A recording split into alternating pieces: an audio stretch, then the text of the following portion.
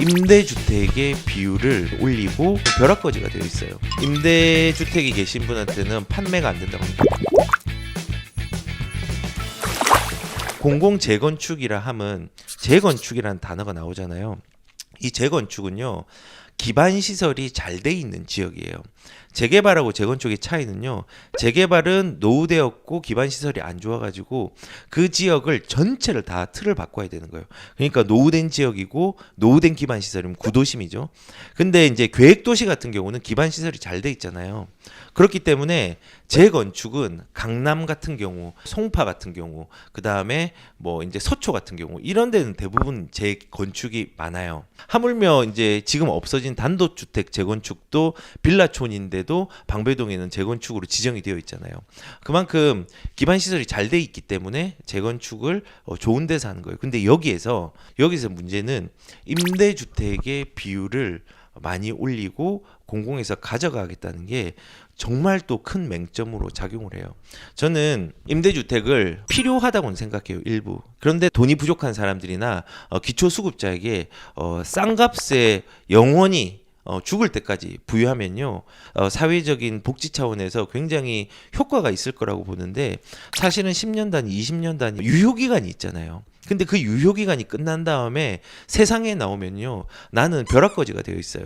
왜냐하면 인플레이션이 되었고 부동산의 가격이 올라갔으니까 그런 것들을 접근할 수 있는 여지가 많이 사라지는 거예요. 두 번째, 이제 제일 좀 중요하게 생각이 되는 게, 아직까지 우리가 그 소셜 믹스에 대한 그러니까 사회가 이제 계층 간에 이렇게 교류라든지 화합되거나 서로 교류할 수 있는 우리의 사회적인 그 인식들이 아직까지는 조금 부족해서 불협화음들이 굉장히 많이 일어나요. 그래서 그런 예를 보면요, 재건축 같은 경우는 사실은 임대주택을 넣으면 그런 게 훨씬 더 심해져죠. 지금 임대주택 단지의 문제들은요, 서초구의 삼땡 아파트에도 일어났고요. 여기 같은 경우는 소셜믹스 아파트에서 차별을 느꼈냐? 엄청 느꼈다. 그 다음에 뭐 분양인하고 임대인의 의견을 균형 있게 반영하고 있다. 그렇지 않다. 그리고 소셜믹스 단지에 살지 않을 것이다. 라고 하면은 대부분 살지 않을 것이다로 답을 했고요. 그리고 단지 내에 뭐 차별, 갈등으로 민원 신청을 시도한 적이 있다. 예, 그렇다. 그다음에 그렇지 않다. 비율이 조금 비슷하긴 하지만은 그렇다가 조금 많은 경우고, 갈등이 잘 중대되고 있는지 그렇지 않다가 82%예요. 그리고 새 집을 짓는 아파트엔 임대 분양 세대가 따로 구분하는 게 더 좋을 것 같냐? 이제 그렇다고 했는데, 사실상 따로 짓는 거나 따로 짓지 않는 거나 문제는 비슷하게 발생을 해요. 그래서 여기 이제 합정동이죠. 이 아파트 같은 경우는요, 혼합형 임대주택이에요. 완전히 설계 자체를 완전히 차별적으로 구분했어요. 예를 들어서 불이 화재가 났을 때 임대 세대는요, 옥상으로 올라갈 수 없는 구조로 그냥 아예 만들어 놓고 분리를 시켜놨어요. 그리고 입구도 다 따르고 하고 협의회도 다 다르고 거기에 의사결정권을 주장하는 뭐 운영체에도 들어갈 수 있는 부분들이 되게 미비하고 여러 가지가 있죠. 그리고 이런 분양 세대 같은 경우는 전용 이제 비상 계단들이 이런 식으로 다 되어 있죠. 그리고 뭐 이제 구조를 못하니까 이런 식으로 되는 거예요. 옥상으로 못 올라가는 구조가 된 거죠.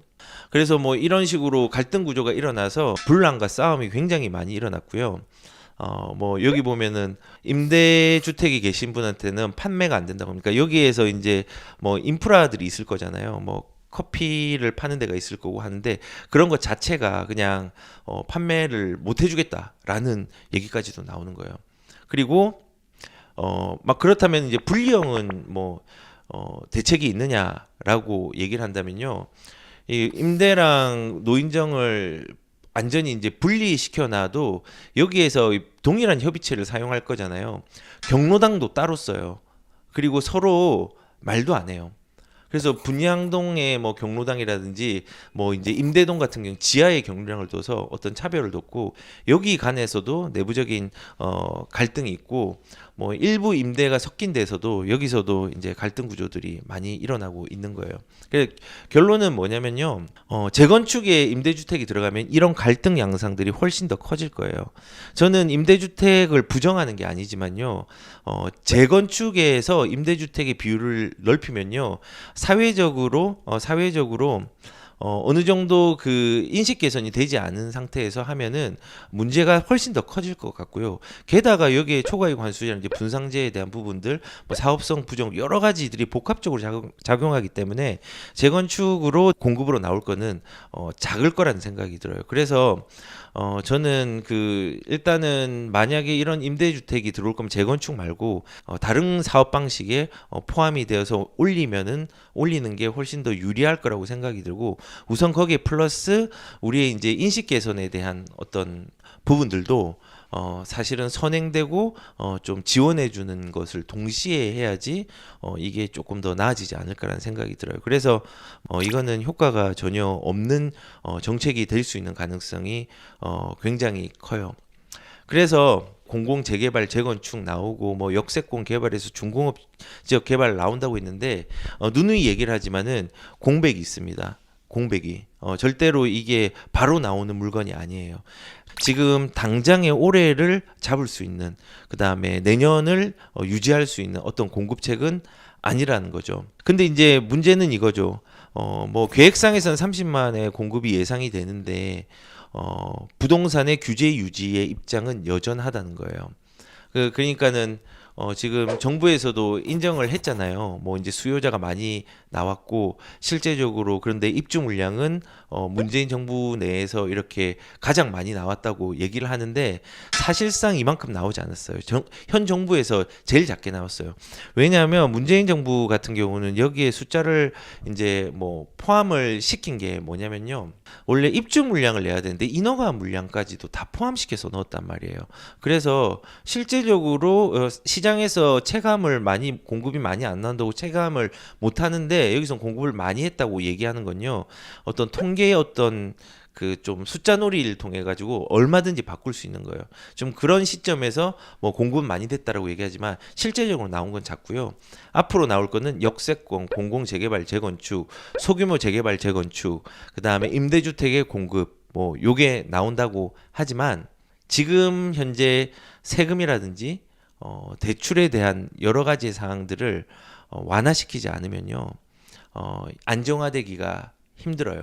그래서 특히 지금 여기에서 그 정부의 부동산 규제는 유지한다고 했는데 사실상 지금 단기적인 그 안정화책은요 세금을 완화하는 정책이에요.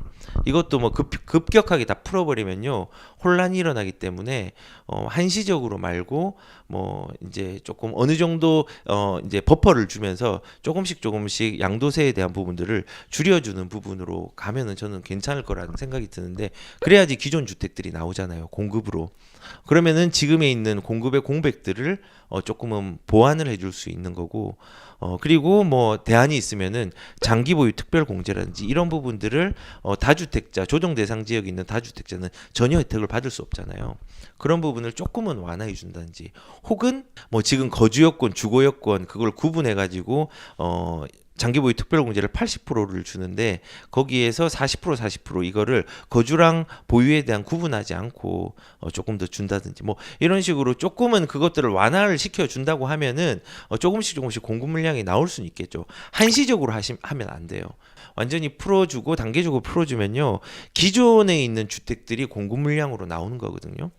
그런 식으로 단기적으로 해소를 못하고 중장기적으로 해소할 수 있는 물건만 내면요 올해의 공급 정책은 실패할 거고 수급 조절의 불균형들이 유지가 될 수가 있다는 거죠. 여기에 더불어 전세가가 올라가잖아요. 전세가가 급등 예정인데 상승이 크게 될 예정인데 이게 이제 합쳐지면은 파괴력이 되게 크죠. 돈도 많이 풀려 있는데.